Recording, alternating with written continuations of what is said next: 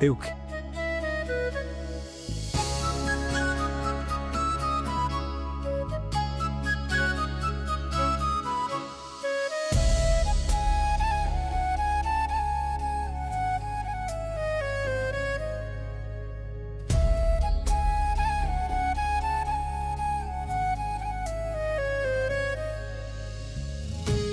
काय करून बसलो ग मी? खरंच गुन्हेगार आहे मी, तुझा आणि केदार, तुम्हा दोघांचाही खरंच गुन्हेगार आहे। तुझ्या यातना सहन केल्यास त्यात माझ्या कल्पनेही पलीकडच्या आहेत ग। पण तरी इतका सगळा त्रास सहन करून तू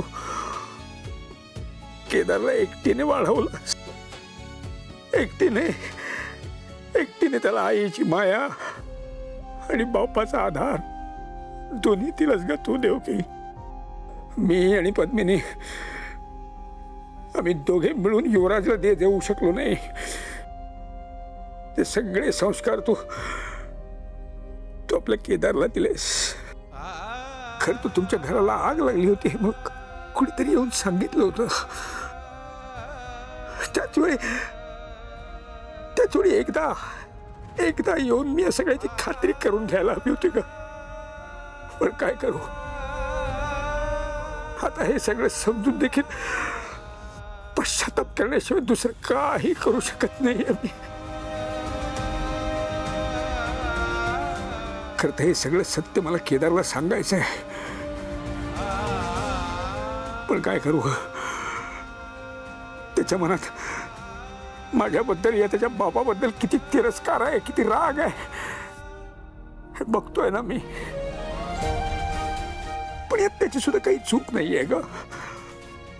त्याला हे सगळं सत्य सांगण्याची ताकद आणि हिंमत दोन्ही नाहीये ग माझ्याकडे। पण त्याला हे सांगावं लागेल, कारण दुसरीकडून कुठून तरी त्याला जर कळलं तर त्याचा एक बाप म्हणून जी काही उरली सुरली आशा माझ्या जवळ आहे ती सुद्धा संपेल ग। मुहूर्ताची वेळ झाली आहे, पूजा सुरू करावी लागेल। देव कधी येणार आहे? ही तारिणी नक्की काठी घ्यायलाच गेली असेल ना?